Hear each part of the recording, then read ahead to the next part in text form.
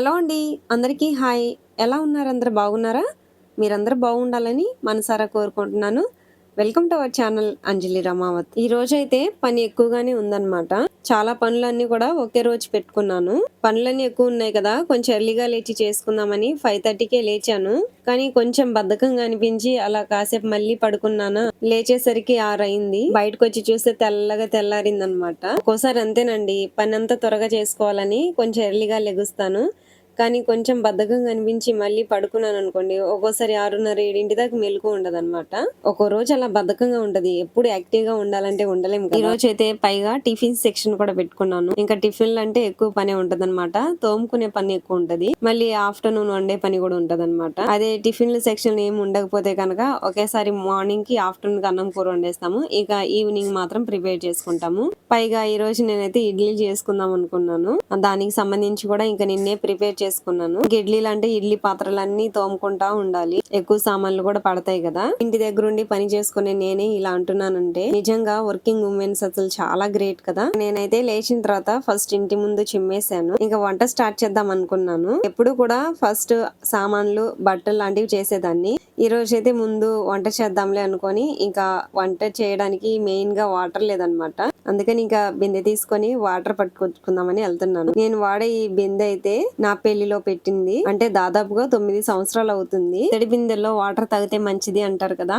ఇంక అప్పటి నుంచి మేము ఇందులోనే వాడుతున్నాము. నాకు ఇత్తడి బకెట్ కూడా ఉంది, కాకపోతే అది వాడట్లేదు. అది మాత్రం భద్రంగా దాచిపెట్టుకొని ఉన్నాను. ఇత్తడితో పాటుగా ఒక కాపర్ బిందె కూడా తీసుకుందాం అనుకున్నాము. ఊళ్ళోకి వెళ్ళినప్పుడు ఒకసారి అడిగాం, కానీ రేటు మాత్రం విపరీతంగా చెప్తున్నారు. ఇంకా మనకి ఎలాగో పొలం పనులు చేస్తాం కదా, కొన్ని సర్వీస్ తీగలు కాలిపోతా ఉంటాయి కదా. ఇంకా వాటిలో కొన్ని మరి కాపర్ తీగలు ఉంటాయి కదా, అవన్నీ గ్యాదర్ చేసి ఎంతో కొంత ఇచ్చి మళ్ళీ తీసుకోవచ్చులని ఇంకా అలాగే ఉండిపోయామన్నమాట. కాపర్, ఇత్తడి ఇలాంటి వాటిలో నీళ్లు తాగితే చాలా మంచిది అని అంటారు కదా, అందుకని ఇలాంటివి యూజ్ చేస్తున్నాను. మా ఇంట్లో ఉండే ఇత్తడి బిందె మాత్రం చాలా బరువు ఉంటది. వాటర్ అయితే మోయలేక మోస్తాను. మా వారు ఉంటే గనక ఆయన పట్టుకొస్తారు, లేదంటే ఇంక నేనే వాటర్ పట్టుకొచ్చుకోవాలి. ఇంక ఈ రోజు అయితే టిఫిన్ లోకి నేను ఇడ్లీ సాంబార్ చేద్దాం అనుకున్నాను. ఎప్పుడు చట్నీనే చేస్తున్నాను కదా, ఈసారి మాత్రం సాంబార్ చేసేస్తే కొంచెం ఆఫ్టర్నూన్ కూడా వంట చేయాల్సిన పని ఉండదు. ఒక అన్నం మాత్రం కడిగి పెట్టేసుకుంటే సరిపోయిద్ది కదా అని సాంబార్ అయితే చేస్తున్నాను. నేనైతే ఇలాగే చేసుకుంటాను. కందిపప్పు కడిగేసుకొని అందులో ఉప్పు, కారం, జీలకర్ర వేసుకొని ఒక 3-4 విజిల్స్ దాకా ఉడికించుకుంటాను అనమాట.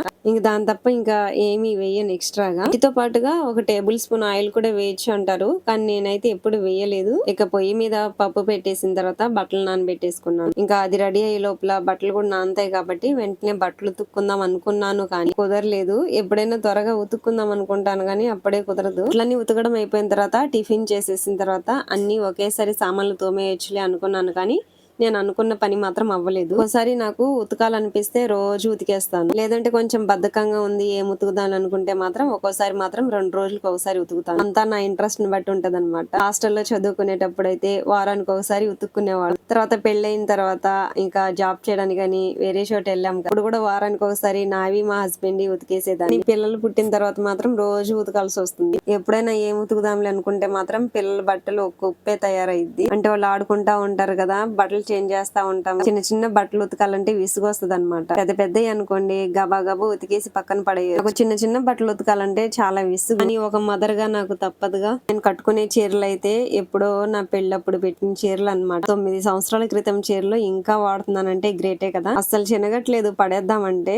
కొన్ని బాగా పాడైపోయినాయి మాత్రం బొంతలు కుట్టించాను. ఇంకొన్ని బాగోలేవు అనుకునేవి మాత్రం మా పిల్లలకి ఉయ్యాలుగా వేసేసాను అనమాట. అయితే మ్యారేజ్ కి ముందు గానీ మ్యారేజ్ తర్వాత ఒక 2-3 సంవత్సరాల దాకా చీరలు కట్టుకునేదే వచ్చేది కాదు. అప్పుడంతా డ్రెస్సులు వేసుకునే వాళ్ళం కదా, చీరలు ఎప్పుడు కట్టుకోలేదు బిఫోర్ మ్యారేజ్ కూడా. ఇంకా ఆఫ్టర్ మ్యారేజ్ అయితే కొంచెంగా నేర్చుకున్నాను. అప్పుడప్పుడు కడుతూ ఉండేదాన్ని. ఇప్పటికి కూడా సరిగ్గా రాదనుకోండి. అలా అని ప్రతిసారి డ్రెస్సులు వేసుకుంటే ఇంకా అసలుకే అలవాటు పోయింది. అందుకని ఇంకా ఉన్నయన్ని ఎలాగైనా పాతయి చేసి పడేయాలని రోజు కడుతున్నాను. నాకు పెద్దగా చీరల మీద గానీ డ్రెస్సుల మీద గానీ ఇంట్రెస్ట్ ఉండదు. బాగా పాడైపోయి పాతవి అయిపోయినాయి అంటేనే కొత్తవి కొంటాను. అన్ని కొనేసుకొని ఇంట్లో మాకేమో ప్లేస్ ఉండదు, ఎక్కడ పెట్టుకోవాలి. నేను మా ఆయన ఇద్దరం అంతే, ఇద్దరికిద్దరు సరిపోయాము. ఎక్కువగా బట్టలు కొనము, ఉన్నవే యూజ్ చేస్తా ఉంటాము. కానీ మా పిల్లలకి మాత్రం కొంటా ఉంటాం అనమాట. కొన్నా లేకపోయినా పిల్లలకి మాత్రం ఏ లోటు లేకుండా లేకుండా చూసుకోవాలి కదా. బట్టలు నానబెట్టేసిన తర్వాత ఇంకా టిఫిన్ అయితే రెడీ చేస్తున్నాను. అప్పటికే 7-7:30 అవుతుంది. ఒకేసారి టిఫిన్ అన్ని అయిపోయిన తర్వాత ఇంకా అంట్లు తోమొచ్చులే అన్నట్టుగా ఇంకా టిఫిన్ అయితే పెట్టేస్తున్నాను అనమాట. ఈ పిండి అయితే ఎక్కువ నానబెట్టేసుకున్నాను. మేము నలుగురమే కదా, మా పిల్లలు ఎక్కువ ఏం తినరు, మా ఆయన కూడా ఒక 4-3 తింటారు. కానీ నానబెట్టేటప్పుడేమో నాకు అంతగా అర్థం కాలేదు, ఎక్కువ నానబెట్టేశాను. అలానే ఇంకా ఫ్రిడ్జ్ లో కూడా పెట్టడం నాకు ఇష్టం ఉండదు. ఎక్కడికి వెళ్తున్నాం, ఇంటి దగ్గరే ఉన్నాం కదా, ఎప్పుడైనా చేసుకోవాలనుకుంటే అప్పటికప్పుడు ప్రిపేర్ చేసుకోవడమే, అంతేగాని ఎక్కువగా ప్రిపేర్ చేసుకొని ఫ్రిడ్జ్ లో పెట్టుకోవడం అయితే ఇష్టం ఉండదు అనమాట. 4 ప్లేట్లు వేసిన తర్వాత ఇంకో 2 ప్లేట్ల వరకు పిండి అయితే మిగిలింది. ఇంకా వాటిని ఏం చేద్దాంలే అని మిగిలినవి కూడా ఇంకేసేసాను అనమాట. ఇడ్లీ పాత్ర అయితే ఇది కూడా నా పెళ్లిలో పెట్టిందేనండి. ఎవరు పెట్టారేమో, దాని మీద పేరైతే లేదు కానీ చిన్న చిన్న ఇడ్లీ 5-6 తిన్నా కడుపు నిండదు. మామూలుగా వీడియోలో అయితే పెద్ద పెద్దవి కనిపిస్తున్నాయి కానీ చిన్న చిన్న ఇడ్లీలే. స్టార్టింగ్ లో ఈ పాత్ర నాకు నచ్చగా ఇక వాడలేదన్నమాట. ఎప్పుడైనా చేసుకోవాలనుకున్నప్పుడు మాత్రం మా అమ్మ దగ్గరికి వెళ్ళి మా అమ్మ దగ్గర ఉన్న ఇడ్లీ పాత్ర తెచ్చుకొని చేసుకునేదాన్ని. ఇంకా మా అమ్మేమో ఆ చివర నేను ఈ చివర కదా, ప్రతిసారి వెళ్ళాలంటే ఇంకా ఇబ్బందిగా, ఒక్కోసారి కుదరదు కదా అని ఇంకా ఇది వాడడం స్టార్ట్ చేశాను. నా సామాన్లన్నీ నేను వాడే అన్ని కూడా నా పెళ్లిలో పెట్టినయే. పెళ్ళైన తర్వాత నేను ఏవి కొనలేదు. ఆడవాళ్ళకి సామాన్లు అంటే ఇష్టమే, ఆఫ్ కోర్స్ నాకు కూడా ఇష్టమే, కానీ నాకు పెట్టుకోవడానికి ఇంట్లో ప్లేస్ లేదనమాట. కావలసినన్ని కొనుక్కొని మళ్ళీ మూటలు కట్టేసుకొని పైన పెట్టుకోవడం ఎందుకులే అని నాకు ఎంతవరకు అవసరమో అంతవరకు వాడుకుంటాను. ఇంకా 2 మూటల వరకు నాకు సామాన్లు ఉన్నాయి, కానీ అవి మా అత్త వాళ్ళ ఇంట్లో ఉన్నాయి అనమాట. ఇంకెప్పుడైనా ఫంక్షన్స్ అప్పుడు పెద్ద పెద్ద బేషన్లు కావాలి కదా, అవి కూడా రీసెంట్ గా నేను కొన్నాను. అవి పెట్టుకోవడానికి కూడా మా ఇంట్లో ప్లేస్ లేదనమాట. అవేమో మా అమ్మ వాళ్ళ ఇంట్లో పెట్టాను. ఇంకా కొన్న సామాన్లన్నీ అక్కడ ఇక్కడ పెట్టడం ఎందుకులే అని ఇంకా నేను కొనటం కూడా మానేశాను. ఇంకా గ్యాస్ మీద ఇడ్లీ పెట్టేసిన తర్వాత ఇంకా సాంబార్ లో కానీ ఏమేమి ఉన్నాయి కూరగాయలని చూస్తున్నాను. మా పిల్లలైతే బాగా గాఢంగా నిద్రపోతున్నారు. మా ఇల్లు చిన్నగా ఉన్నా కూడా దానికి 2 తలుపులు ఉంటాయి అన్నమాట. తూర్పు సైడ్ ఒకటి, పడమర సైడ్ ఒకటి ఉంటుంది. ఎర్లీ మార్నింగ్ ఇంట్లోకి కొంచెం ఎండ పడాలని ఇంకా వెనకాల ఉన్న తలుపు అయితే తీస్తాను. ఆఫ్టర్నూన్ టైమ్ లో క్లోజ్ చేసేసి సాయంత్రం కొంచెం కాసేపు తీస్తాను అనమాట. అంటే చల్లటి గాలి ఇంట్లోకి రావాలని. సాంబార్ లోకి అయితే కొన్ని వెజిటేబుల్స్ కట్ చేసే లోపలే ఇడ్లీ కూడా అయిపోయింది. ఫస్ట్ లో నాకు ఇడ్లీ అయితే ఎలా చేయాలో తెలియక పైన ఉడికేది, లోపలంతా పిండి పిండిగా ఉండేది. ఒకసారి అయితే మా చిన్నమ్మాయి చెప్పింది అనమాట, 5 నిమిషాలు ఫుల్ గా పెట్టేసి ఇంకొక 10 నిమిషాలు మాత్రం సిమ్ లో పెట్టేస్తే ఇంకా టైం చూసుకుంటే చాలు, మనం ఏవి కదిలించాల్సిన అవసరం లేదని చెప్పింది. అప్పటి నుంచి ఇంకా అది గుర్తు పెట్టుకొని అలాగే చేస్తున్నాను. మంచిగా అవుతున్నాయి. ఇడ్లీలు చేయడం కంటే నాకు ఇడ్లీలు తీయడం అంటే చాలా ఇష్టం. మా పెద్దమ్మాయి ఇంకా లెగవలేదు, లేదంటే కూర్చొని నేనే అన్ని తీస్తా అని తీసేది. అప్పుడే వేడివేడిగా తీస్తున్నాను. కొన్ని అయితే కొంచెం అతుక్కుపోతున్నాయి. ప్లేట్స్ కి అయితే కింద నెయ్యి రాద్దాం అనుకున్నాను కానీ నెయ్యి కొంచెమే ఉంది. ఇంకా అలాగే చేసేసాను అనమాట. ఈ లోకల్ వచ్చిన తర్వాత నాకు కొంచెం హాయిగా ఉందబ్బా. లేదంటే చిన్న చిన్న వాటికి కూడా పక్కింటికి వెళ్ళి దంచుకొని వచ్చేదాన్ని. ప్రతిసారి ఏం వెళ్దాంలే అనుకుని ఇంకా అలాగే వేసేసేదాన్ని అనమాట. జీలకర్ర వెల్లుల్లి అయితే, కానీ జీలకర్ర వెల్లుల్లి దంచి వేస్తే బాగుంటుంది సాంబార్ లో. ఈ విషయం నాకు కూడా తెలియదు, మా అమ్మ చెప్పింది అన్నమాట. వంట విషయంలో నేను చాలా వెనకబడి ఉన్నానని నాకు అర్థమైంది. నేర్చుకోవాలి, చాలా వంటలు నేర్చుకోవాలి, లేదంటే మా పిల్లలకి ప్రాబ్లం అయిపోయింది. ఎందుకంటే వాళ్ళకి నేనేగా నేర్పించాల్సింది. నాకే రావు, ఇంకా వాళ్ళకు నేర్పికపోతే మీ అమ్మ నేర్పిలేదా అంటారేమో. అందుకే కొత్త కొత్త ప్రయోగాలు ఇక నుంచి మొదలు పెట్టాలి అనుకుంటున్నాను.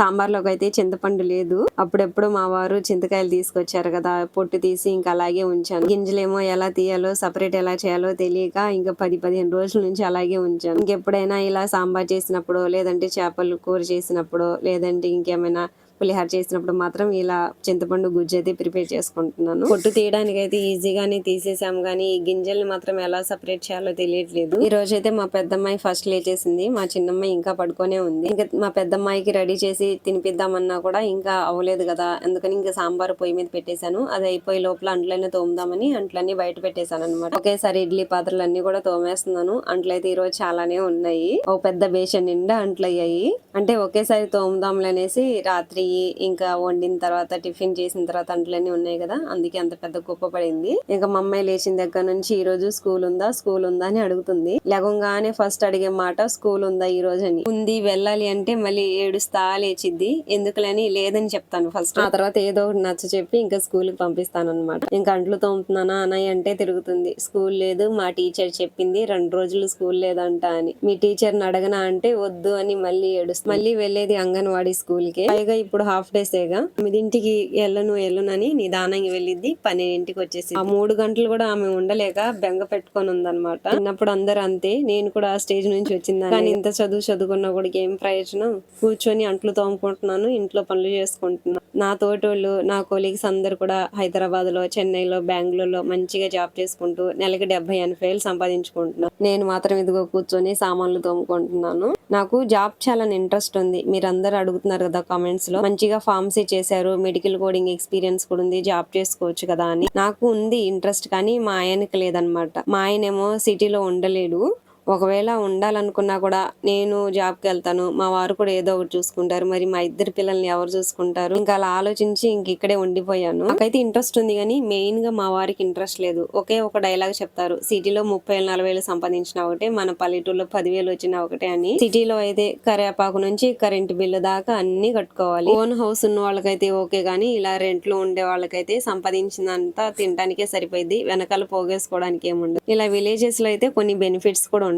కరెంట్ బిల్ ఉండదు, రెంట్ ఉండదు, ఇంకా వాటర్ బిల్ ఉండదు. ఎలాగూ వ్యవసాయమే కదా చేసేది, కూరగాయలు కూడా మన చేలోనే పండించుకోవచ్చు. ఇంట్లో కూరలు లేకపోయినా పచ్చడి మెతుకులతో తిన్నా కూడా తృప్తిగా ఉండిద్ది అనమాట. ఒక్కోసారి కూరలు లేకపోతే వెల్లుల్లి కారమైనా వేసుకుని తిను. మెయిన్ గా మా వారికి అయితే నన్ను జాబ్ కు పంపించడం అసలు ఇష్టం లేదు. నేను జాబ్ మానేసి కూడా దాదాపుగా 7-8 సంవత్సరాలు అయ్యింది. ఇంకా నాకు కూడా ఇంట్రెస్ట్ పోయింది. ఇంకా నేను కూడా పల్లెటూరులో కలిసిపోయాను అనమాట. ఉన్న పలంగా ఇంటిని, పొలాన్ని, మాకున్న ట్రాక్టర్లని, కోళ్ళని ఇవన్నీ వదిలేసుకొని సిటీలో వెళ్ళాలంటే ఇంకా వెళ్ళలేము.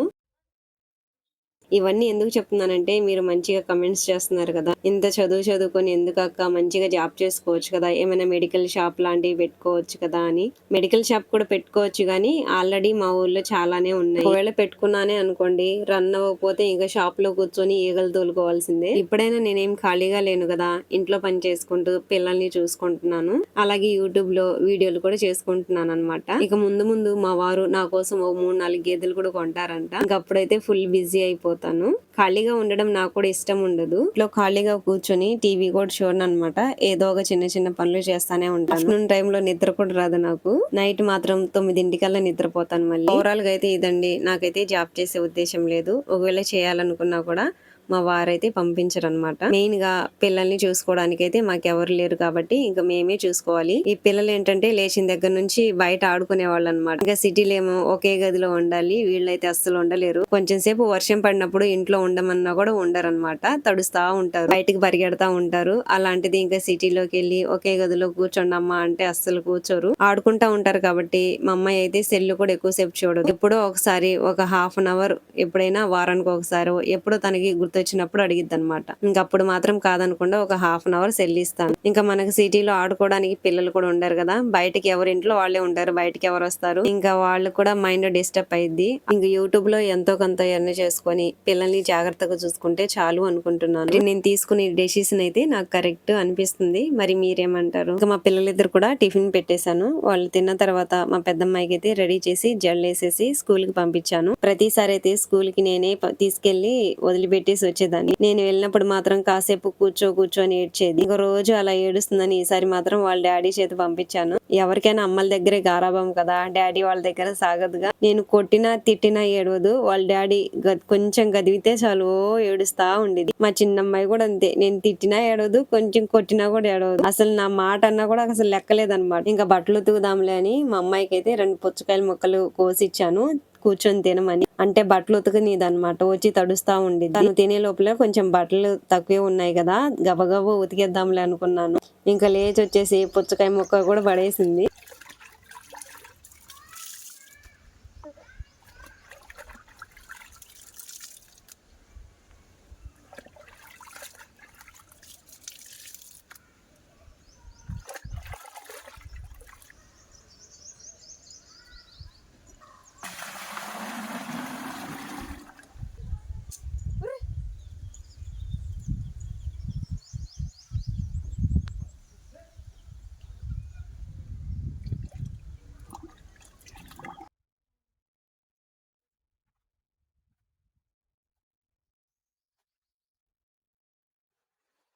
మెయిన్ గా నేనైతే సమ్మర్ లో, రెయినీ సీజన్ లో కంపల్సరీగా కంఫర్ట్ వాడతాను. బై మిస్టేక్ నేను ఈ కంఫర్ట్ డబ్బాని గనుక బయట పెట్టి ఇంట్లో పెట్టడం మర్చిపోయాని అనుకోండి, మా చిన్నమ్మాయి అయితే మూత తీసి మొత్తం పారబోసిద్ది. ఇంట్లో కూడా అంతే, తను వాటర్ కనిపించిందంటే చాలు అంతా పారబోస్తా ఉండిద్ది. అన్నంలో కూడా నీళ్లు పోసేసిద్ది. ఏమైనా అసలు నమ్మకూడదు, ఎప్పుడు ఎలా చేసిద్ది. జాగ్రత్తగానే ఉండాలి. అందుకే నేను సోపులు గాని అన్ని బాత్రూమ్ లో పెట్టేస్తాను. ఇంకా సర్పు డబ్బాలు ఉన్నా కూడా అన్ని మూతలు టైట్ గా పెట్టేస్తాను అనమాట. లేదంటే ఆడుకోవడానికి వెళ్ళి సరుపు అంతా పారబోస్తా ఉండిద్ది. అలా వేస్ట్ చేస్తా ఉండిద్ది అనమాట. ఆడుకుంటుంది కదా అని నేను ఒక్కోసారి నా పనిలో ఉంటే ఇంకా అలా వేస్ట్ చేస్తా ఉండిద్ది. నేను ఇంకా బట్టలు ఉతుకుతుంటే తడి చేసింది కదా, కొంచెం వేడి నీళ్ళు పెట్టేసి స్నానం చేపించి పడుకోబెట్టేశాను. వెంటనే పడుకోలేదు, ఒక గంట సేపు నుంచొని ఊపితే గనుక అప్పుడు పడుకుంది. తర్వాత ఇంకా కంఫర్ట్ లో నానిన బట్టలన్నీ కూడా ఇంకా జాడిచ్చేసి ఆరబెట్టేస్తున్నాను. పుల్లలన్నీ కూడా మా వారు తడికి అల్లుదామని తీసుకొచ్చారు. కాకపోతే ఆయన చేలోకి వెళ్ళిపోయారనమాట. మందు కొట్టే పని ఉంటేనే వెళ్ళిపోయారు. ఈ రోజైతే నేను వెళ్ళలేదు. ఒక్కరే వెళ్ళి నేనే కొట్టుకుంటాలే అనేసరికి ఇంకా ఒక్కరే వెళ్ళారనమాట. ఈ రోజైతే నేను రొట్టెల కోసమని ప్రిపేర్ చేసుకుంటున్నాను. అంటే 2 రోజుల నుంచి పిండి లేదనమాట, అయిపోయింది. ఇంకా నిన్న మా వారు ఊళ్ళోకి వెళ్తే తెప్పించుకున్నాను. ఇవి పచ్చజొన్నలు 3 కేజీల వరకు తెప్పించుకున్నాను.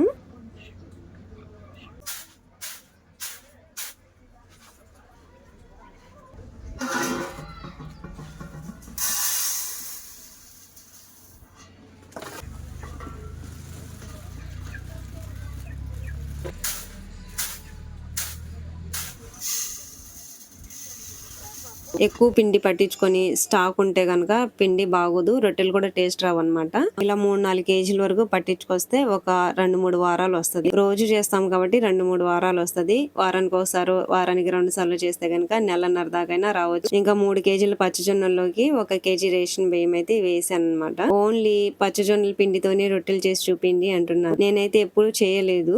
బాగోవు, అంటే గట్టిగా అయిపోతాయి అనమాట, తినడానికి కుదరదు. రొట్టెలు చేసేటప్పుడు కూడా ఈజీగా రొట్టెలు మూవ్ అనమాట, అతుక్కుపోతాయి. అందుకని బియ్యం కంపల్సరీగా ఉండాల్సిందే, బియ్యం పిండి కలపాలి. మా వారు ఎలాగో సాయంత్రం ఊళ్ళోకి వెళ్తానన్నారు, అందుకని కడిగి ఆరేస్తున్నాను. కంపల్సరీగా కడిగి ఆరబెట్టాల్సిందే, లేదంటే ముక్కు వాసన వస్తుంది పిండంతా. ఎలాగో జొన్నలు కడిగి ఆరబెట్టాను, కాపలా ఉండాలి కదా, కోతులు కోళ్లు రాకుండా. ఇంకెప్పుడు మేము 10 రోజుల క్రితం ఈ చింతపండు అయితే పొట్టు తీసాము గానీ అందులో ఇంకా విత్తనాలు అయితే సపరేట్ చేయలేదు. ఇంక ఈ రోజు ఎలాగైనా కొన్ని విత్తనాలైనా తీయాలని పని అయితే పెట్టుకున్నాను. కాసేపు ఎండలో అయితే ఆరబెట్టాను అనమాట. అంటే 10 రోజుల నుంచి అలాగే ఉంది కదా, కొంచెం తేమగా ఉన్నాయి. ఒక గంటన్నర సేపు ఎండలో ఆరబెట్టిన తర్వాత ఇంకా రోట్లో వేసి దంచుతున్నాను. నాకైతే తెలీదు, ఇదే ఫస్ట్ టైం నేను ఇలాంటి పనులు చేయడం. ఇప్పుడిప్పుడే కొన్ని పనులు నేర్చుకుంటున్నాను. ఇంతవరకు ఈ గింజల్ని సపరేట్ చేసే పని, ఈ చింతపండు తయారు చేసుకునే పని ఎప్పుడు చేయలేదు. ఇంకా మా అమ్మని ఫోన్ చేసి అడిగితే ఏముంది, రోకలు వేసి దంచడమే అందనమాట. సరే చూద్దాం అన్నట్టుగా కొన్ని చింతపండు అయితే తీసుకొచ్చి దంచానా.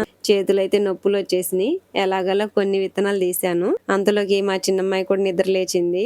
నేను దంచే మూమెంట్ లో వాళ్ళు చేతులు ఎక్కడ పెట్టేస్తారని భయంగా చిన్నగా దంచుకొని కొన్ని చింతపండు అయితే సపరేట్ చేసుకున్నాను. ఇంకా అంతలోకి మా అమ్మ కూడా వచ్చిందనమాట హెల్ప్ చేయడానికి అనేసి. ఎంతైనా అమ్మ వాళ్ళు చేసినంత పని మనం ఏది చేయలేము. చూపిస్తుంది అనమాట, గంట సేపు కూర్చొని మా అమ్మాయి ఇదిగో ఇంతే తీసింది అని. ఇంకా మా అమ్మ వచ్చిన తర్వాత ఒక 2-3 గంటల సేపు కూర్చొని ఒక 2-3 కేజీల వరకు అయితే సపరేట్ చేసాము గింజలన్నీ కూడా. ఇంకా వేరే టెక్నిక్ మాకు తెలియదబ్బా, మీకేమైనా తెలిస్తే గనక కమెంట్ చేయండి. ఇంకా 4 దాకా అన్నం కూడా తినకుండా ఇదే పని పెట్టుకున్నాం. ఇంక ఈ రోజంతా ఇలా గడిచిందనమాట. ఈ వ్లాగ్ మీకు నచ్చిందా? నచ్చితే కమెంట్ చేయండి. నెక్స్ట్ వీడియోలో మళ్ళీ కలుద్దాం.